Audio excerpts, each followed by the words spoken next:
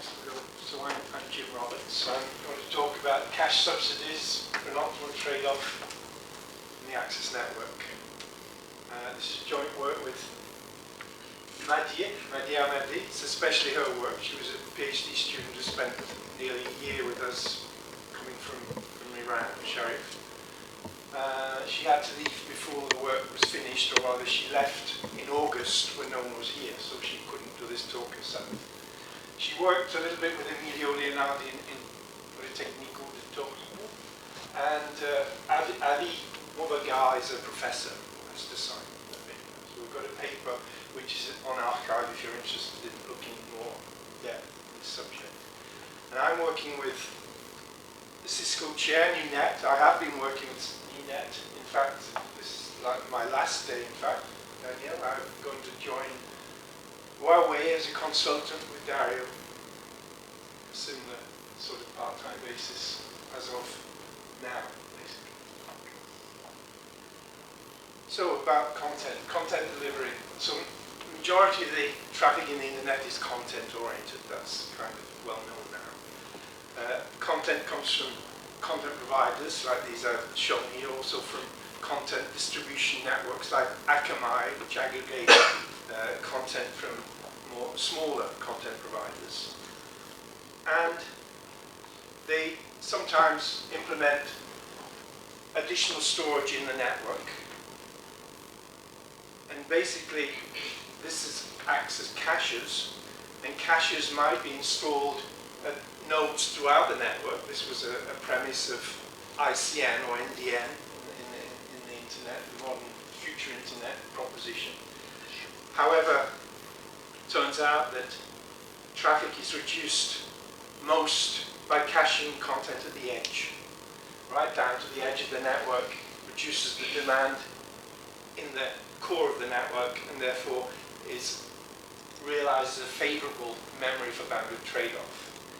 But caching at the edge doesn't mean you know exactly where in the edge you should put the caches. So this talk is more about where you should put the caches in the edge, given that the edge consists of a kind of central node, central office, it's called the central office, like the edge router, includes the edge router, some access nodes, and even the terminals, or rather the endpoints of these networks, which would be like wireless base stations or optical network units in buildings. A lot of work on placing content has been making the assumption that QoS is an issue, that content providers are glad to put content at the edge because they get better quality of service close to their users, therefore it's faster. But in fact, between the edge beyond this central office and the nodes downstream, there's not much difference in terms of QoS. The latency, speed of light latency difference is negligible, and access speeds can be made what they need to be by adequate provisioning, whether it's here or there or there. So that's not going to be an issue of the talk. The talk is, first of all, about how big the savings are, and then I'll go into how we can realize these savings. First of all, understand that the performance of caching depends very much on the popularity distribution of contents. There are a large number of contents in all the data centers of all these content providers. Most of them are never asked for, or hardly ever asked for. Some are asked for very often. And typically you get a power law. On a log-log scale, you get this decreasing probability that a content will be requested. So this is a rank. This is the most popular object is requested something like several thousand times per unit. The least popular are barely requested at all. Very, very, very, very unpopular.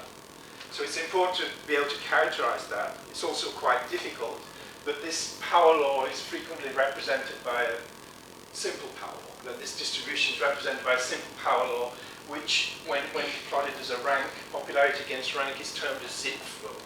And the slope of the parameter is the parameter of the zip flow. So the probability is inversely proportional to the rank, to the power alpha. And here alpha is 0.8. This is what the result of measurements, which I'm showing here tend to support. And it's important to know when to stop the distribution, because if we continued forever, then these would weigh these very unpopular contents. However unpopular, they would still weigh as a heavy tail on the distribution, so we've got to truncate it somewhere. And in order to get the right distribution, cumulative distribution, then we would trunk it here at 500 terabytes, which is still a very big number.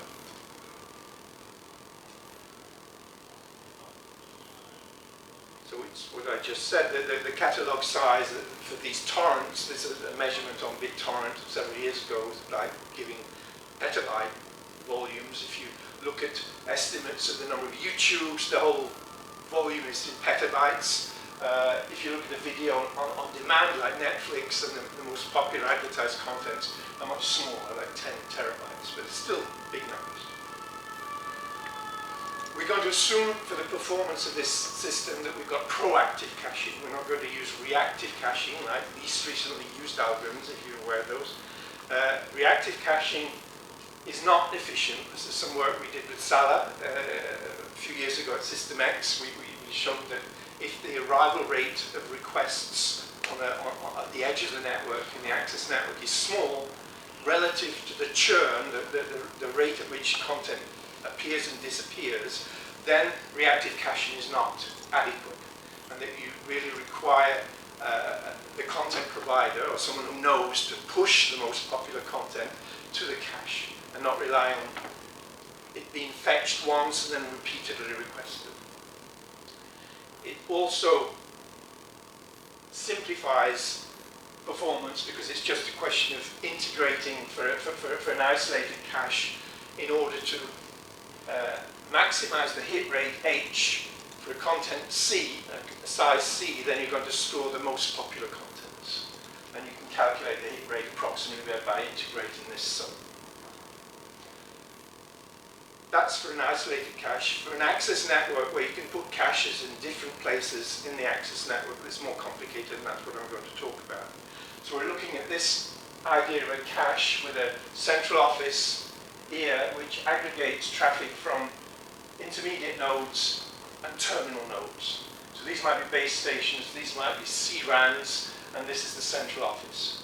And you might have a cache in each of these places, and the cost of carrying traffic is different on these different links typically. The cost of storing traffic in the different places is different also. But the problem you have is well known, in fact. It's the uncapacitated facility location problem. And that's something people have studied in operations research for a long time. The objective is to find the places where you want to cache for each object, each content, each movie, or each chunk of a movie. You want to know where it should be placed in this tree in order to minimize the cost of storage and the cost of bandwidth, which is what this is, given the demand. And the demand is typically different from on every leaf, depending where it is in the network, how many people are using it. However, this is complicated. This is NP complete for a general graph. It's not. It's only order n squared or n log n in the most refined algorithm to solve this for a tree. So this is quite doable in terms of the dimensions we're going to be seeing for these networks. So that's not a problem we need to solve. It's already been done, but we recognize that that's available. We could use that, but in order to show you what the value of caching is in this access network, I'm not going to study general networks. That just gives you points in space where all the place. So we're going to simplify the presentation to get kind of two-dimensional plots. I'm just going to postulate a symmetric network where every axis is the same. Every axis gets the same, statistically, the same traffic, same demand. The nodes are identical at each stage. Their cost, the S's, the cost of storage are the same at each node, and the cost of bandwidth is the same at each link. Instead of the cost of the bandwidth is the cost of the busiest traffic used to dimension in the link. So that's I didn't mention that. So we made that assumption. We're assuming that there are 1,000 edge nodes and 10 intermediate nodes. This is data we used approximately with Salah for the mobile access network. It's like a 4G network. 100 base stations per CRAN and about 10 CRANs for the central office. Obviously only just orders of magnitude. And these are the results we get. And the results are plotted in terms of percentage savings of the network with respect to the network without caching. So you're just paying the bandwidth through the path for every demand. Or you're going to put caches in and then you're going to economize. And because we made it symmetrical, it's fairly easy to calculate, recognize that the leaf nodes will contain the most popular objects, the intermediate nodes will take a second slice of the most popular, and the last one will contain another third slice, and we can calculate the size of these slices very classically, but just by differentiating the cost function. And we get these results. So these results, I said that the percentage savings as a function of a parameter we used from our earlier work with Salah, which characterizes the ratio of the cost of bandwidth to the cost of storage. So it's the entire traffic, if you had to carry it over the full path, divided by the cost of storing it, the whole catalog at rate Sn. So this is a parameter which characterizes the demand in a kind of normalized way. Yes? What is the typical value for this parameter? I'm going to show you that immediately, okay, at least for an example. But basically, you can see that the savings here going from 30% for parameter 10 up to nearly 100%. If the traffic is bigger, you save more. If the catalog is bigger, you save less. So if you've got a lot of demand for Netflix catalog, or a small portion of Netflix catalog, then that's pretty profitable.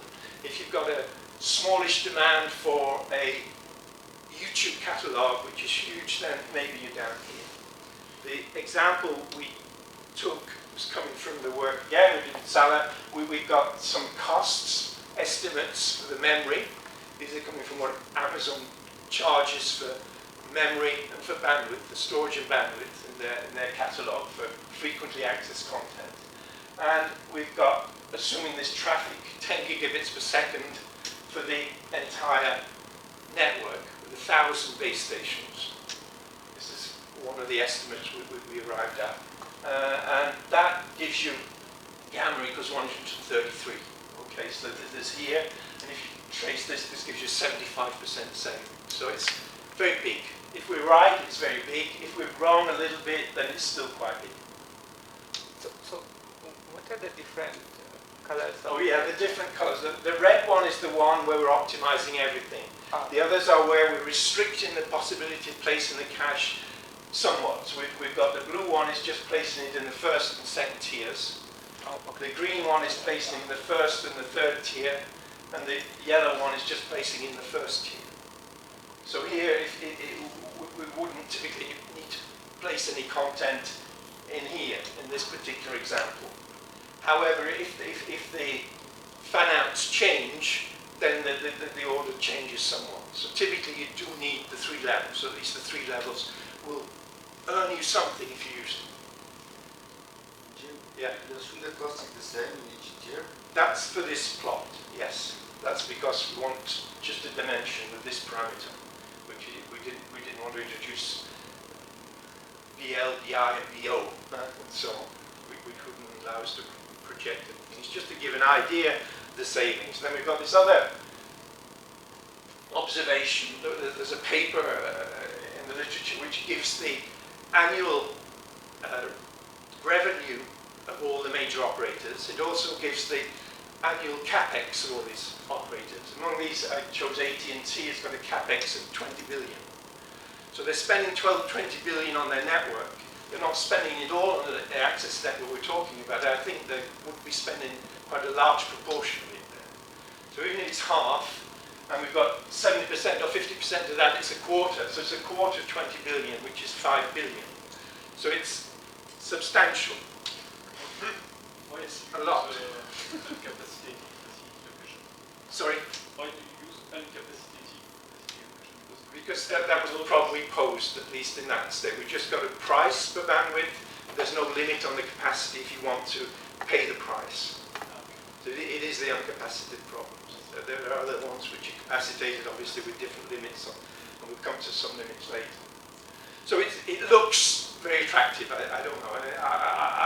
I doubt, you know, I question myself, is this right when we're making a silly mistake somewhere, but I haven't found one. So there's billions to be made, but nobody's making it yet because the business model is not adapted. So that's what we're talking about now. What is the content business model?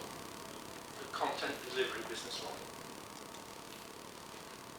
So we've got users, eyeballs, content providers, and access network operators. That's what I call them. The access network operator invests in infrastructure from those 3 levels and beyond. And users pay for content and pay for access to that content. So there's a source of revenue for the ANO from the eyeballs, from the users, from us. But typically, no revenue from the content providers. Why should they? If they don't want to be in your network, your users won't be very happy. The traffic is going to be fetched anyway. If you want Google traffic, you've got to fetch it from somewhere else, and you probably have to pay as an ANO to fetch it from somewhere else. So it's not very... The power structure is such that the content providers can say, well, I don't need to pay you. You should maybe pay me for being there. This is a notion of a two-sided market. If you look in Wikipedia, you can find this notion of a money side and a subsidy side. And the content providers are definitely on the subsidy side. So that's the conclusion. In the two-sided market, CPs have no cost advantage. They don't pay anything. So why should they try to reduce the cost of the ANO?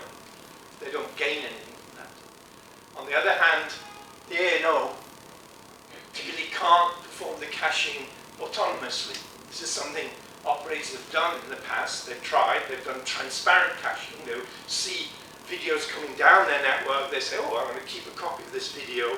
Next time someone asks for it, I'm going to supply it from my cache. But the content providers don't like this. They don't like that because that's not their business. Their business is to know what users are looking at. They need this for marketing, for ad placement, for different reasons. All these clever data analytics are applied to the demand data, and they don't want to share that. So they've encrypted data. Typically, most data now going into the internet, from YouTube, from Netflix, from everywhere, is encrypted. So it's not possible even for the ANO to cache it, to perform reactive caching. And this is basically what I said, I think. They have a highly profitable business model. It's based on knowing their customer base. They don't want the ANOs to do anything about it. They don't want them to know the characteristics of their customers. On the other hand, the CPs can decide on content placement. They're aware of the popularities, uniquely, typically, that they can perform data analytics on previous demand, on whatever clever algorithms they have to be able to predict the demand at each leaf. They do install their caches, as I said, there's caches in the network, things like Google Global Cache, but these are not in the access network, they're much higher in the POP, which is in the core, at least the core of the localized. And as I said earlier, the QoS is not an issue here. So, to realize the savings, this was kind of a conundrum I arrived at after I worked with Salah, and I worked on it a little bit beyond there until the end of System X and my activity in System X, and it was not solved. This was a problem I discussed with Mahdieh when she arrived. So what could we work on? I said, well, this is a problem we didn't really solve with this mismatch between the ANO desire to cache and the CP indifference to cache. And how could we reconcile this? And the idea we came up with was that there should be a subsidy. It seems obvious now, but it wasn't obvious to me for a while before that. So the idea is that the savings from this cache here can be expressed economy C, which is THC. It's the traffic which is reflected without going into the network. It's the traffic you don't have to pay for because it's being hit in the cache. And it costs B if you didn't. And you have to pay CS for the cache space. So the economy is the difference between the two. And the idea is that we're going to suggest that the ANO pays the CP, the content provider, a subsidy which is proportional to this. So that if the content provider wants to maximize its subsidy, it's going to place the optimal amount of content in the cache. That's obviously in its interest. And we're assuming that there's a fraction R of the economies, the savings, which will be given over to the content provider. And what should R be? That was a question we thought about a while. And I know Salah with Eitan Altman and Vangelis Kouros worked on this, and they postulated that R should be the Shapley value. So if you know about game theory, Shapley value is a kind of an optimal way of sharing in a coalition. The coalition here is between the ANO and the CP. And the Shapley value for this problem, you can calculate it to be a half. This is what they proposed.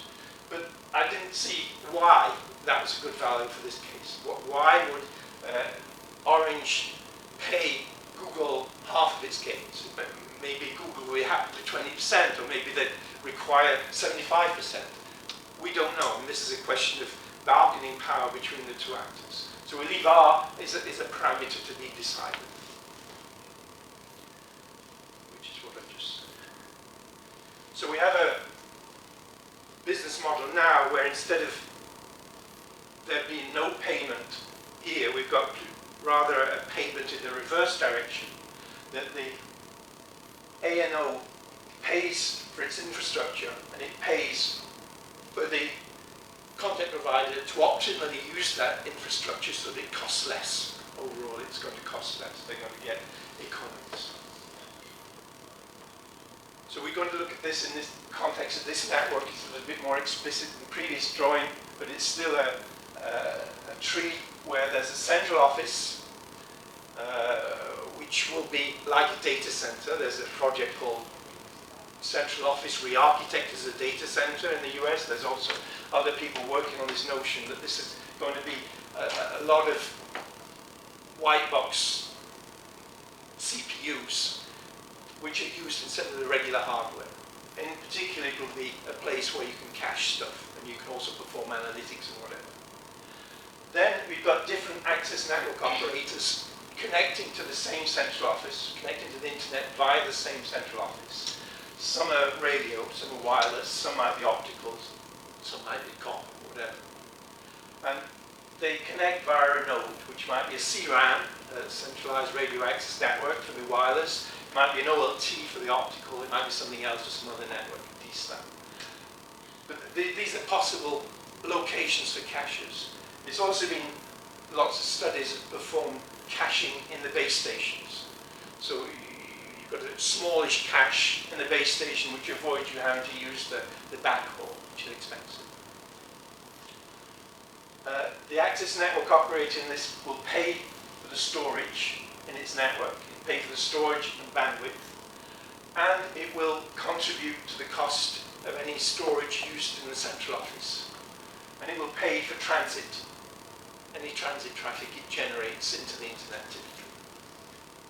And the CPs place content in a dedicated cache, a CP dedicated cache in this central office, this data center, mini data center, and elsewhere where it's advantageous to do so. We're making simplifications because the network is not as simple as this. In fact, the network may have resource sharing between different ANOs. That happens with the mobile virtual mobile network operators already, and this is kind of a feature in 5G at least, that there'll be infrastructure sharing. The base stations don't see a unique amount of traffic, but they share traffic. I mean, there's overlap between the coverage areas of base stations. This leads to a notion of cooperative caching. So we're not studying that yet. This is probably important. This is work Anastasio did with his student John. Okay, and other probable simplifications. But this is, I think, sufficiently generic to understand the nature of the problem of how to determine the caching cache subsidy framework we would need to implement.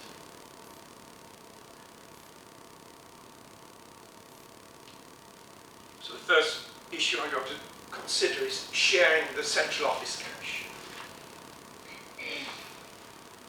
So instead of this picture, I've got this. So the idea is that you've got a cache here which is dedicated to the content provider, is renting storage in this data center to keep its content. It's going to have a different amount of cache. And it's typically not paying for this. This is going to be the access network operator will have to pay for this, because why would the central office, why would the content provider pay for this? It doesn't gain anything otherwise, without subsidies. So we assume that there's an unlimited bandwidth available. It's just a question of paying for your volume of traffic. This is not something you're going to share in a limited capacity basis. Similarly, the central office has got enough storage that they can provide as much as you need, as much as you require. They're going to just buy a few more boxes and put them on if necessary, but typically they've got lots of storage and they want to apportion it to different users. So the savings between one ANO and one CP of this, and the subsidy we would require is proportional to this. So that the CP has got an incentive to maximize this by placing the content C, which maximizes savings. So they both gain, the ANO and the CP gain. But if we have multiple ANOs, then the problem is how this common cache will be paid for or subsidized by all the ANOs. How can we share that cost between the different ANOs? And that gives rise to a coalition game. So this is something I discovered, game theory, Mahdieh. So we're perhaps naive, but we think we've got the reasonable response answer to that. So we're talking about this case now. We've got a single cache shared by multiple ANOs, each with their own particular popularity distribution and their own particular traffic volumes. So the overall savings are presented here for a coalition of the access networks. It might be a sub-coalition of the entire number of access networks, but typically we want to get them all in it. And then we're adding up the traffic they're saving and subtracting the cost of the cache. So that's the overall saving. We need to define what they call a value distribution, called phi of A, of C, of this value here. It's a distribution, how you can apportion this value to the different ANOs which are indexed by A. So this determines their cost and their subsidy. So the desirable properties of phi, these are the ones we thought of. It should provide an incentive to realizing the coalition, in fact the entire coalition. All the different ANOs should benefit from this distribution. That's certainly beneficial. You're using the same cache multiple times. It's certainly more economical. It should be efficient in that you shouldn't leave any value undistributed. It's very simple. Optimality, it needs to be proportional to the saving in order that the CP is going to place the right amount of content, the right type of content and amount of content. It needs to be neutral, at least this is what we believe. We should be neutral in that, given that the proportion of the savings of an individual ANO, the R parameter which I defined previously, can be different. Orange might choose to pay Google 20% of its profits, and Free might choose to pay 15 or 30 or whatever. And what we claim is that this shouldn't have an impact, that the placement of content shouldn't depend on the parameters, which is another issue. That we call neutrality. Finally, verifiability. It should be possible, once you've done the attribution, that you can check, that the ANOs can check, the CP can check, and we verify that this is really what's happened. This is what was planned. There's been no tricking, cheating or anything. So we came up with an allocation. This is the allocation. It's a per content allocation. So it's summed over all the contents in the cache. So for each content, we want to attribute something which is proportional to the traffic, and this is proportional to the savings. So you save 1 unit of cache at cost S, and you're going to share the cost of that unit between the different ANOs in proportion to their traffic. So it's a fairly natural thing. You're using this cache more than I am, you should pay more. Your subsidy should be bigger than my subsidy, or the subsidy I pay. In fact, we proved that this is a good idea. So we proved that it's got the coalition incentive. It's certainly better for everybody to participate. It's efficient, it's optimal, and it's neutral. What's missing? Yeah, very quickly. But this is an allocation for an instant T, right? No, this is an instant. This is assume that the traffic is a forecast for the day, and you're performing this allocation typically at the beginning of the day. And at the end of the day, you measure what's happened, and then you distribute the money. So you suppose that if there is some new data popularity is coming from Well, the CPs know what's happened. I mean, they're extremely intelligent. That's my assumption, that they know that on day 1 you've got this popularity. You measure what's happened. You predict what's going to happen on day 2. Taking into account what you've seen, taking into account what you know about the new blockbuster you're going to put on the catalogue, things like this. So you're assuming that they know. Okay, so what's missing is verifiability. So this is because the allocation depends on these individual traffics per content, which the ANOs can't know. This is some of the information which is shielded from them by the CPs, the content providers. We thought of a possible verifiable distribution. That's what I just said. It's not there. So the one which would be verifiable would be to look at the whole value of the cache, CS, and to split that according to the amount of traffic which is saved by each ANO. So this is something you can typically measure. It's a global value. It doesn't betray any detailed marketing knowledge of the content providers. It just tells you how much traffic you've saved, how much globally has been saved, and that's something, therefore, that can be known, can be communicated, and is verifiable. On the other hand, it's not optimal. That's the problem. It's optimal in a particular case when all the shares factors R of A are equal. In this case, it's optimal but not neutral. Well, in fact, it's not neutral. In post the RA, so that's not relevant. It's optimal and neutral if the popularity is the same for every access network operator, which is probably not true if a mobile wouldn't be the same as a video, as an optical access, for example. So it's verifiable, but it's not optimal, neutral.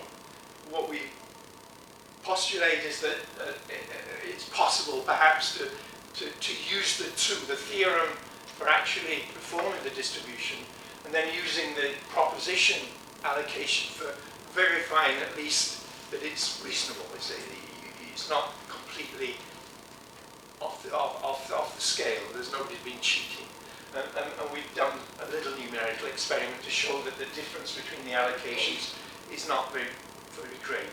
Something less than 10%. Excuse me, should interrupt you. If it's not optimal, maybe it's near optimal, and maybe it's enough for the. But this is not very easy to actually compute.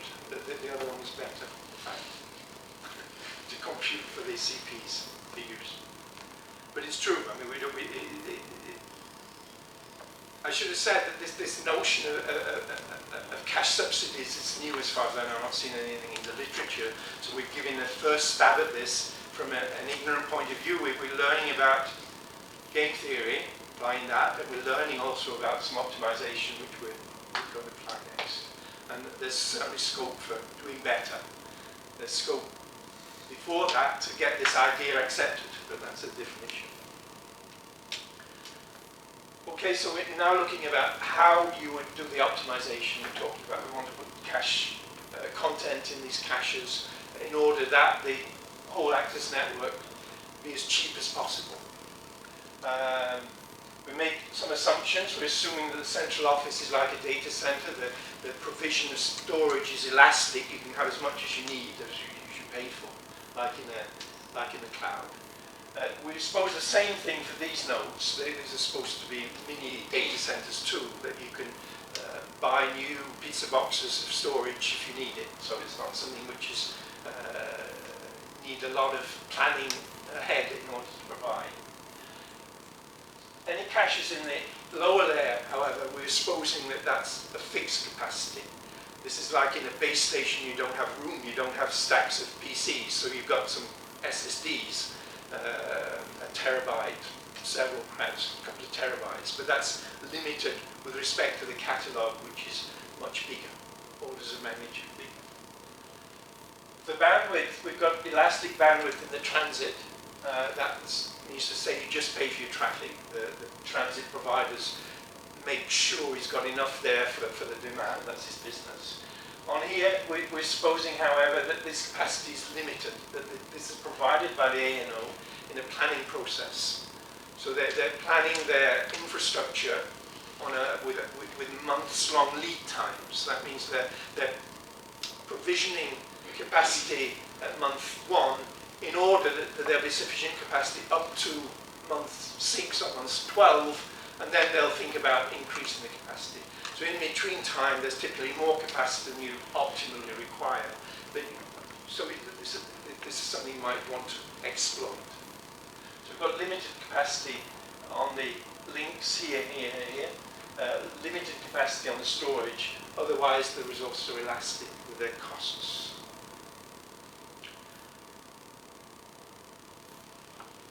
So I just said that without showing the words.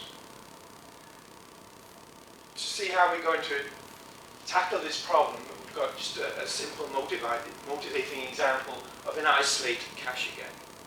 So it's an isolated cache of limited capacity. It's a base station cache, a terabyte. And we want to see how different content providers with their different contents F can share this capacity optimally. Which is what I've written here. So you want to maximize the savings subject to a constraint on the amount of space you're using to store the content. So this is the size of the cache must be less than the storage constraint S. And you wish to maximize the amount of traffic you save from having to fetch within the internet and paying a price B for that traffic. So that's a simple optimization. You're going to cache the most popular. But it's interesting to recognize that you can decompose this problem. So when we use this Lagrangian decomposition later for the bigger problem.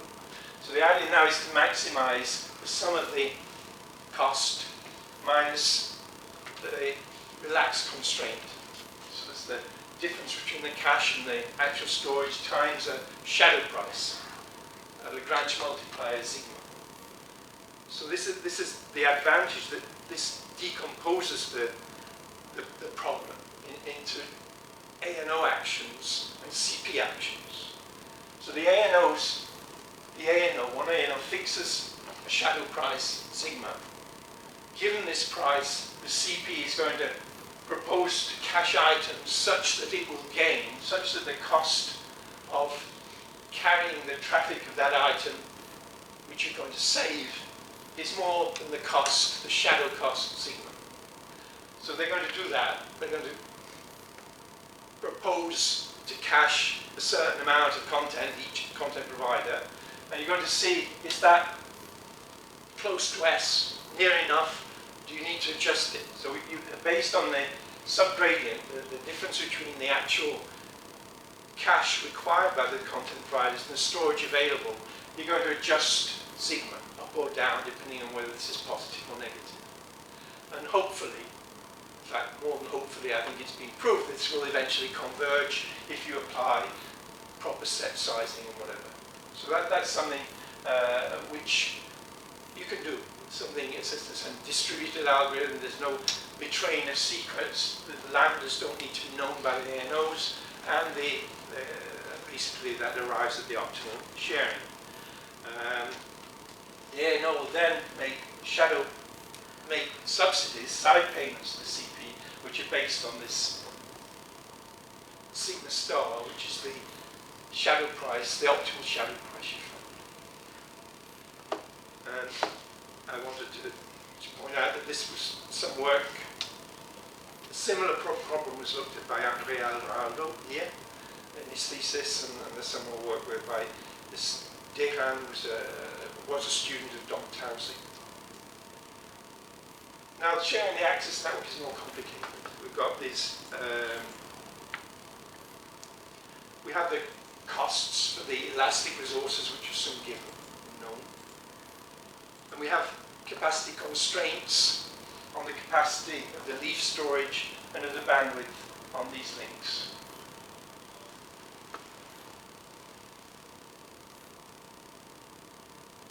The BL and the BI.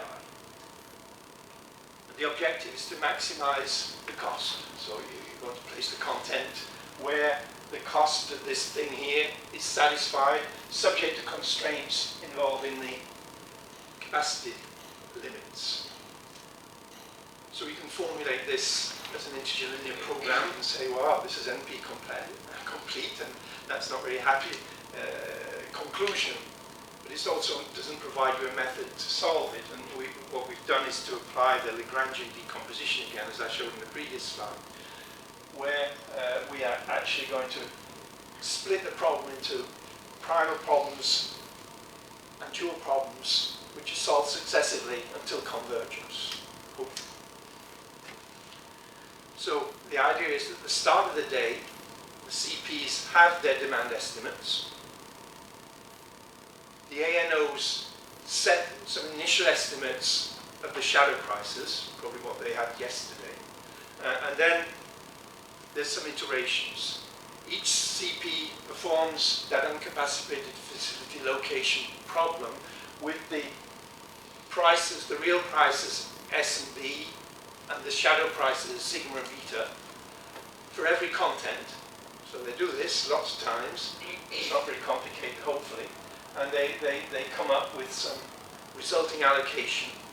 And they're going to communicate that result to the ANOs, and we've found the need to have an intermediate, which we call an orchestrator, who can collect all the data and have sufficient data to be able to compute optimal step sizes in the subgradient iterations.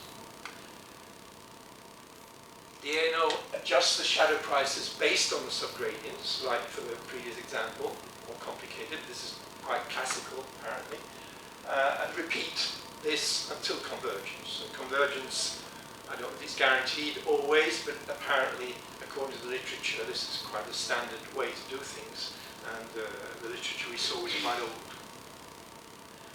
At the end of the day, the ANOs would have measured traffic. They've measured what's happened, and not just forecasts, which the CPs, they're unaware of those even. But they get the traffic, they work out their subsidies, and settle their side payments to the CPs. And the CPs have had the incentive to do this optimally. Hopefully they've been correct. Is there an incentive for CP to give wrong estimates? I wonder, I don't know. I mean, we didn't think of any, but we've not done a thorough investigation. This is something we noted in our paper, that this is something, obviously, it needs to be cheat-proof, strategy-proof, whatever. At first sight, it seems the CPs have got every incentive to be honest, because if they're not, they get smaller subsidy. So unless they want to attack the ANOs somehow, so they may have that, they may want to bankrupt somebody or whatever. I don't. And the orchestrator is The orchestrator is just, we're assuming that the iterations, lots of iterations, thousands of iterations may be necessary. I don't know that it may not converge, but you typically find a feasible solution which is okay, which is what you said. It doesn't need to be entirely optimal.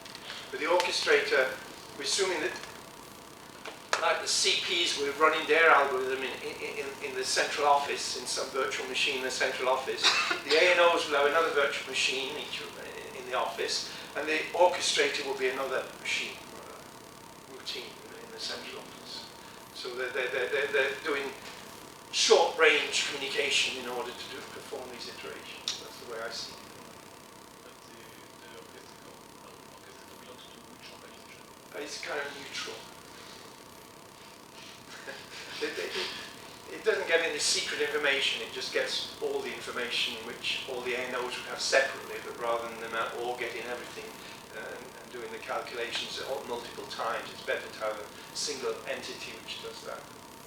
And the role is just to compute the step size and the iterations, and also to decide when it's done, when we're near enough, what is the best estimate we've had.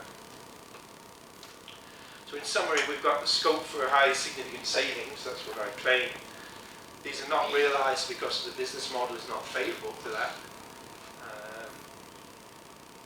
Cash subsidies is an idea came up with, which seems to solve the problem. It's certainly a new idea. I don't know if it'll ever take on because there's not the relations between network operators and content providers are not very easy. ANOs share the cost of the CO in proportion to their demand, the demand which is satisfied by the cache, which is the theorem. And the optimal placement is really realized in a distributed way by this Lagrangian decomposition algorithm. And that's it. That's that. So thanks.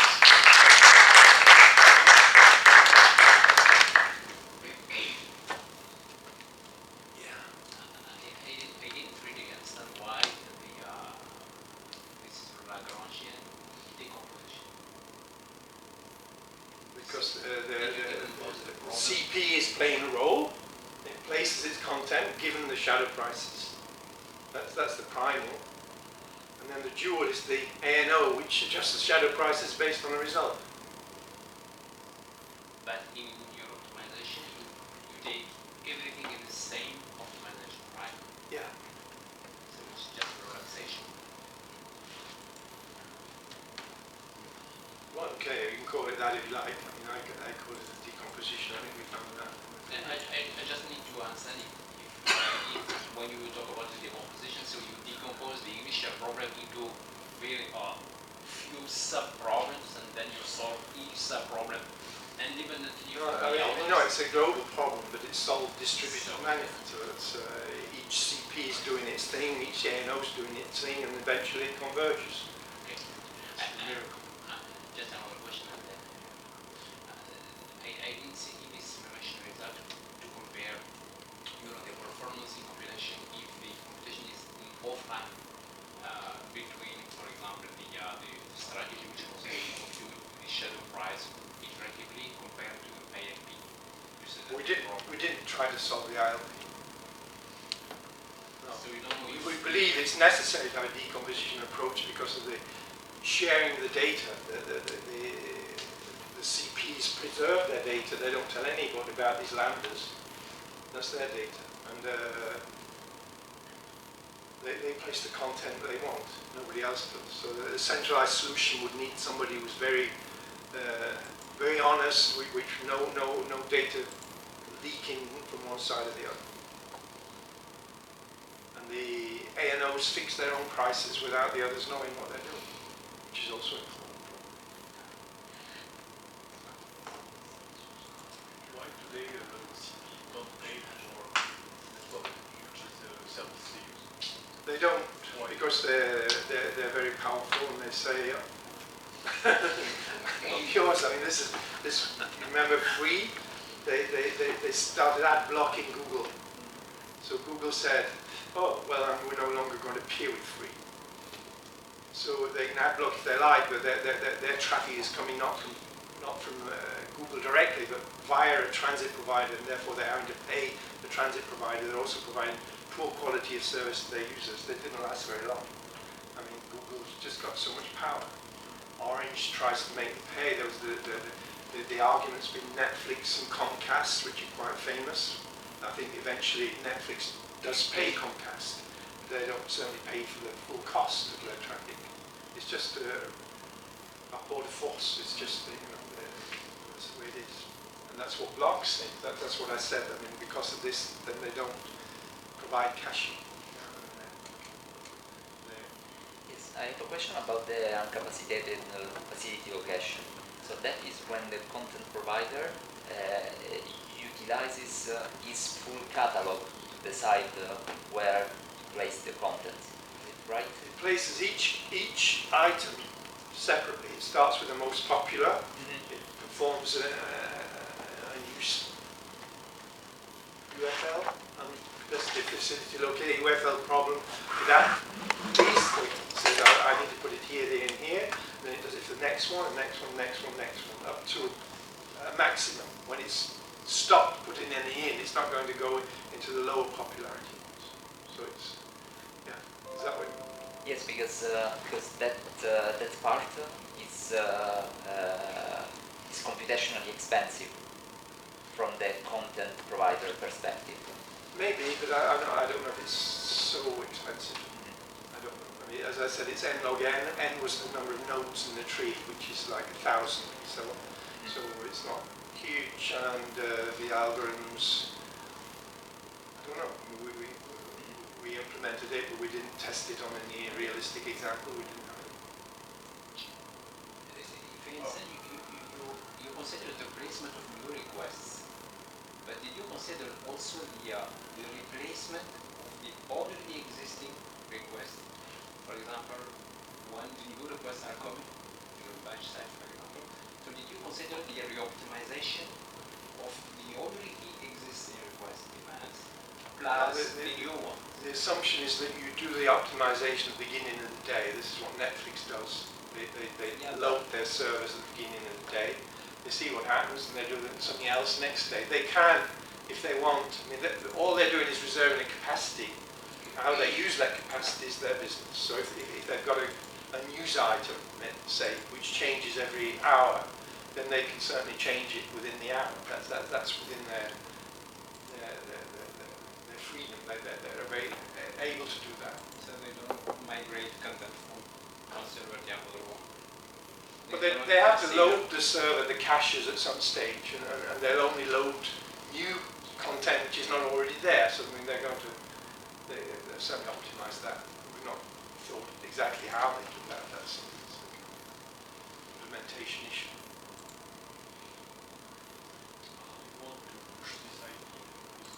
Well, I don't know. I don't know if I care. You know, I did mention it to a colleague from Orange, and he was, skeptical and then convinced. But I don't think he's very influential. I didn't get any feedback beyond that. I talked with him, chat with him. But, no, I mean, I don't know. As I said, billions. Is it true? If it's true, then surely someone's going to, I don't know, create a startup, become the orchestrator. If I understand correctly, you are supposing that if the piece of content is in tier N, it is also located in all the previous tiers, right? No, it depends. It's as I said, it's facility location. You've got some content will be placed in several caches, but typically if you put it in a low cache, then you won't put it in an upper cache because everyone will fetch it from the lower cache. But sometimes if your traffic on one leaf, the access network is not sufficiently big, then you want to put one also in the intermediate node. Whereas you put it in the leaf node for some other access leaf. So it's not. But you're not allowing that the content will be provided by a leaf to another leaf. No, that's what I said. That was a simplification. In the case where the leaves are base stations, then you get overlap in the coverage. So people have studied the optimization of where you place the content, given that I might get it from this base station, I can also see that base station. So You don't want to put the same content in the two base stations, you want to spread it around. But we didn't, you know, that's an extension which we might consider sometimes. What happens if there is some sort of flash programming, if some content becomes popular suddenly and for the day?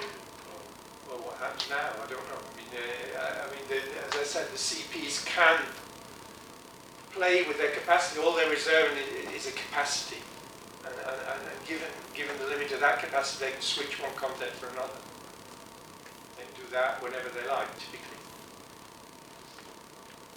We're making ideal assumptions about the cost of replacing objects and things like that. We're not considering that. The 20 billion ATTs investing is a year? Yeah, they've got like, that's 50% of their revenue, so their revenue is like 150 billion. Well, that's the Orange has probably got like 40 billion. But it's still billions. No?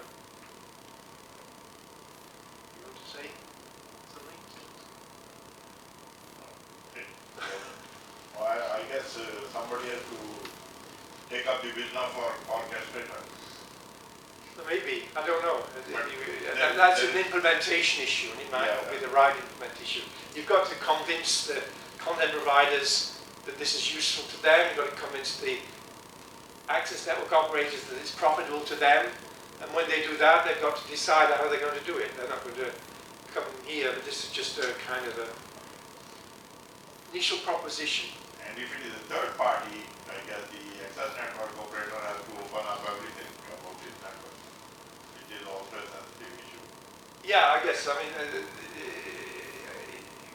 we have to have some idea how much data they need to share. Yeah. I mean, the central office is already a third party. The central office is assumed to be not belonging to the access network operators. It's a shared resource which belongs typically to the access ISP, the transit ISP.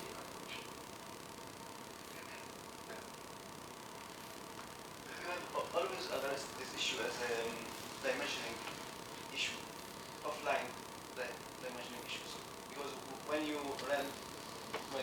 buy capacity of storage in a base station, you buy some hardware and you cannot give it back again. Yeah, that's what I said. I mean, you've got we just said you've got a fixed capacity, SL, which was the leaf, which we said might be a terabyte SSD, it might be something else. But that's our parameter. Exactly what you choose to put in there depends on the long-term economic computation or optimization. Yeah, like dimensioning the backhaul. So if the output of this optimization problem gives a lower amount of storage that is needed overall, you will be still paying the access network will still be paying for the whole thing.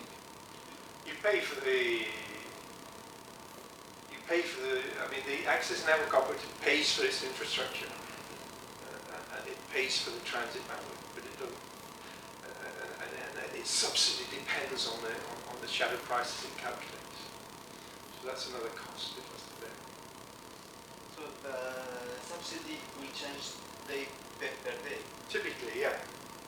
But That's the assumption here, but in practice maybe that's not going to something which is acceptable, so you've got to kind of find something which is as optimal as possible, or while still being acceptable to the different parties. Can't solve that problem. We're assuming that there's a planning process which is aware of the optimization which is taking place and therefore can calculate with some accuracy the forecast demand for the next planning period, and therefore they provide sufficient capacity on the links and in the storage, leaf storage.